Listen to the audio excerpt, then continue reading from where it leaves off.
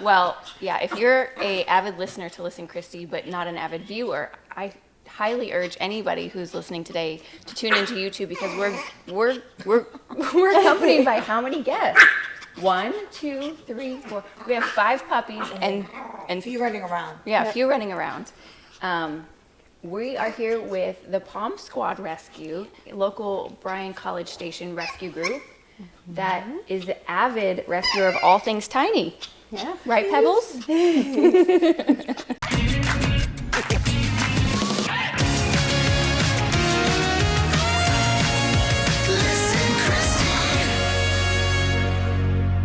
Oh my goodness, now what are all their names? So we have Pebbles. And she's how old? She's a year. Okay, Pebbles, you're delightful. I know. She's drama. And then we have Maggie. And Maggie's how old? She is 11 months. Okay. And then Lana. She's 2.5. Oh my goodness, Lana, you're such a movie star. She is. I think she's the diva of the bunch. She is. Yeah. Definitely. And so these first 3 are yours. Yeah, these 3 are mine. They were all rescues. They're mine. And then that's Bam Bam. And how old's Bam Bam? He's 5 months. He's 6 months He's now. 6 Yeah, months now? 6 months now. Yeah. And Allison on the end. Allison is also part of the Pom Squad Rescue Group. Yeah. And Bam Bam is yours to keep? Yes, he's not going anywhere. Foster failure. Well, we know about foster failures, right, I Winslow? know. Right? Yeah, so for anybody that's seen Winslow on the pod and thought, oh, he's a cutie. Yeah, he's a cutie, he's a handful, but he also came from Pom Squad Rescue. He's an honorary Pom. Yeah. He identifies as a Pom. He identifies as a Pomeranian. But we came to know Lauren because, ironically, her husband, John, is a handler for Canines for Cops, and he's also local police department at Texas A&M. He is now on his second Canines for Cops dog, Canine Taps, and last fall retired Canine. Reagan says, "Oh, I met Taps," and he had Canine Jackie, who retired last fall. And we actually just saw him at Amarillo Bank for an event. He is always the first one to volunteer and show up and bring Taps and say, "Yep, I'll do the meet and greet." And She so, wants to see you. oh, Lana wants to visit.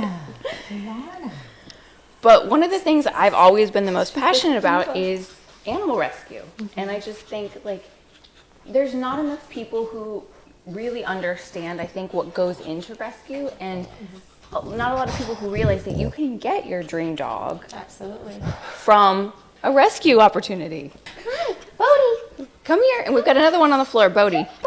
Bodie. Bodie does handstands to go to the bathroom. Yeah, he does. And Bodie he is likes available for you. adoption. He is. Oh my goodness. How many Little brown dog. Little brown dog. how many dogs do you think that you all have available right now for adoption? I think we have 25 right now. I would say there's a handful of them that are still undergoing some medical treatments.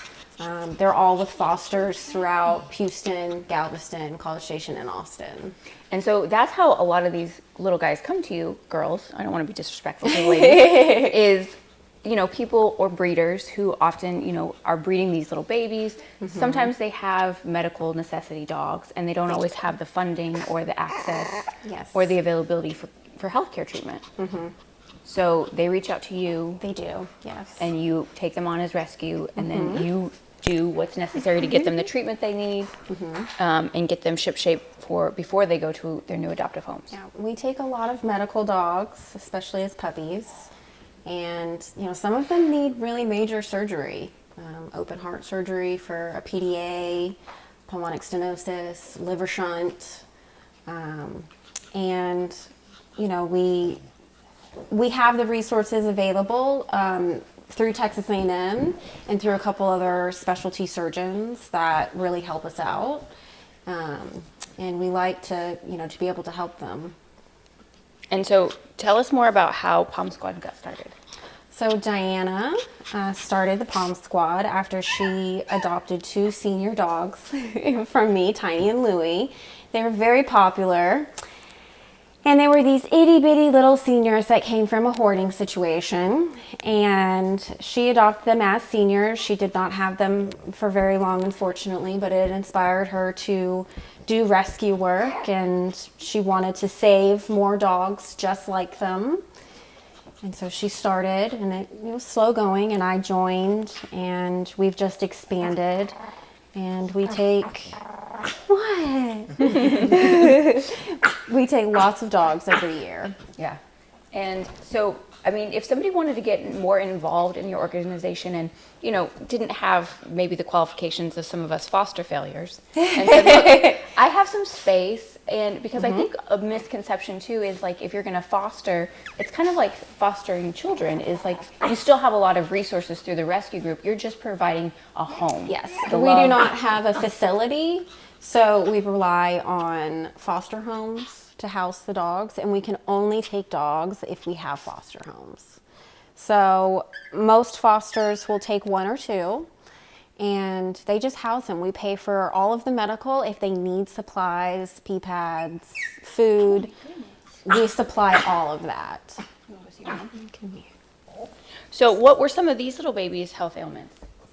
So Lana came to us as a puppy. She had some hypoglycemia issues, and her back leg does not work since birth. And so a breeder reached out, and she flew in from Kentucky, and she had a rough start. The first year was having to feed her often. She has a glycogen storage disease, which basically means that she can't process and hold her sugars. So the first year of her life was being fed every 3 to 4 hours round the clock. She definitely had some issues where she went into hypoglycemic shock. We thought that we were going to lose her, but luckily A&M saved her. And I just bonded with her because when you wake up Every 3 hours. every 3 hours like a newborn, Right. you know, you just Well, bond with them. that's why you have the license to be the diva you are. Oh, yes. She is a diva. Now tell me about this precious little guy.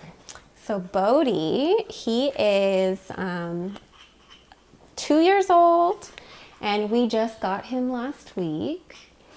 And he is a super sweet little guy. He's so sweet. He's relatively healthy. He does have luxating patellas, which is a very common issue. And he's a retired breeder dog. So he used to be the stud daddy for a lot of babies. Yeah. He is actually somehow related to her, not directly, but they came from the same place, and so you can see that they're very similar. So Maggie, the one in your lap, Yeah. how big is she? She doesn't quite weigh 2 pounds. She's close, but she doesn't quite, and she is not going to get any bigger.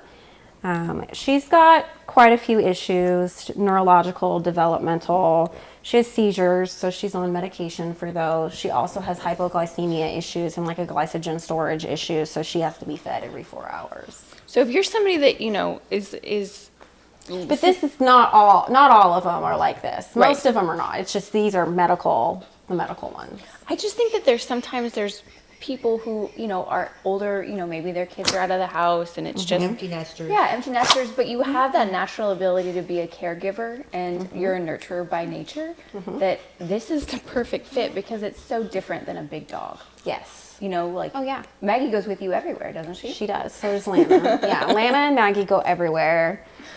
And Pebbles is like having the greatest time.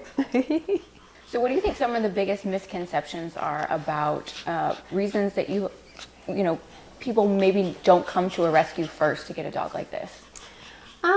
I think they think that the process of trying to adopt can be more thorough, you know, more in depth. We're going to have a home tour and check to make sure that your house looks good and that your backyard is secure and safe. And it is a longer process than just calling a breeder. Well, some of these animals you all have invested sometimes between Yes. $5,000 to $10,000 to $15,000 Yes. in individually in their care and their rehabilitation.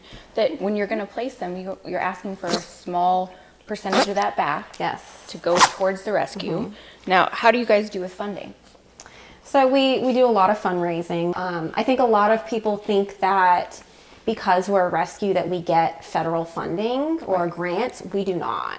We rely solely on donations and through our adoption fees to be able to rescue the dogs. So, how much have you all grown since you started in 2018? Quite a bit. You know, we started off with, I think, $2,000 in the bank. Somebody donated for us to start, and we rescued 1 or 2 dogs, and then it just grew to the point where we were able to take in 30 to 40 dogs at a time.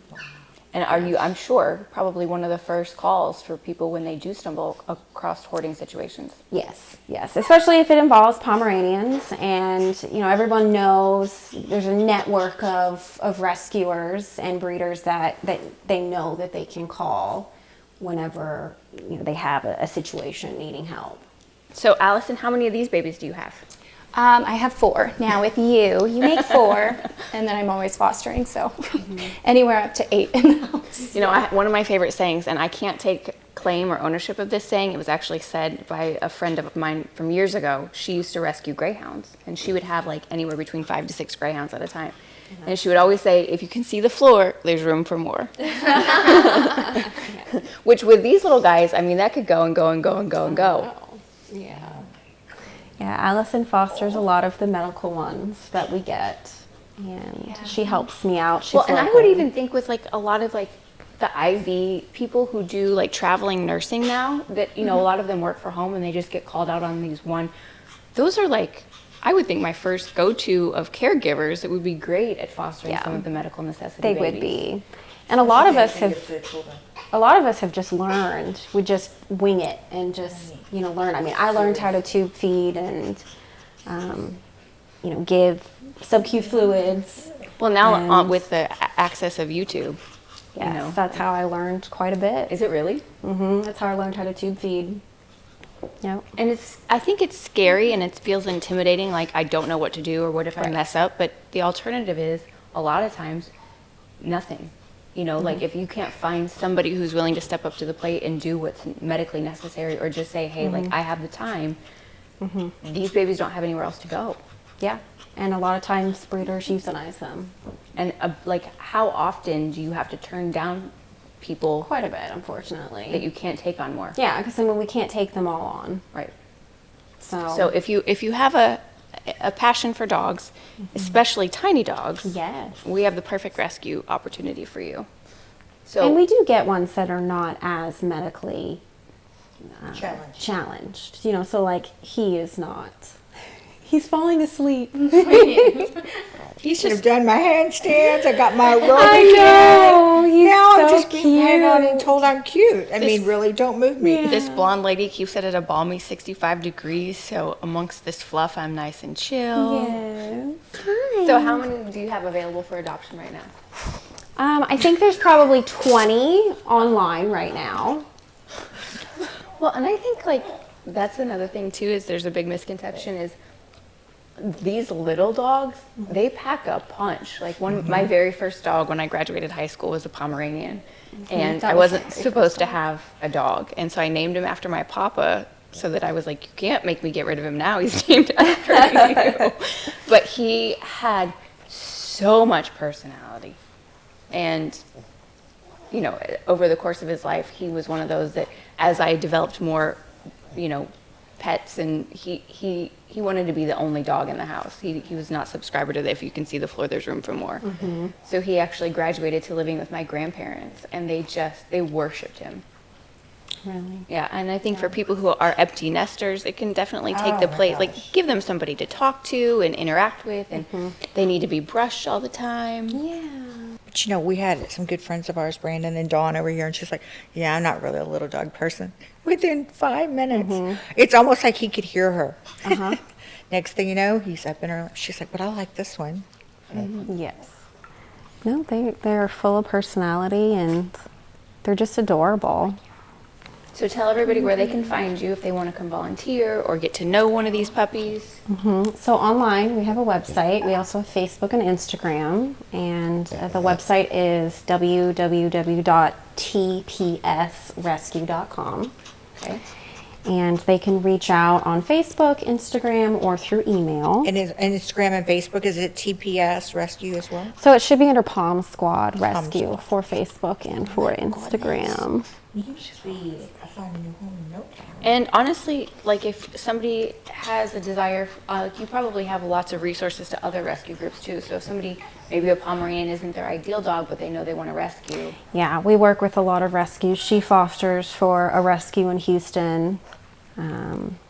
And another way that is, I know that you guys are always asking for help is transport. Yes. A lot of these dogs within Texas need to be transported from one vet clinic to another vet clinic or from a foster's home or from a breeder's home. So if you're somebody that doesn't even want to have necessarily a foster in your house, but you're driving around this area a lot, reach out because they need, transport help all the time.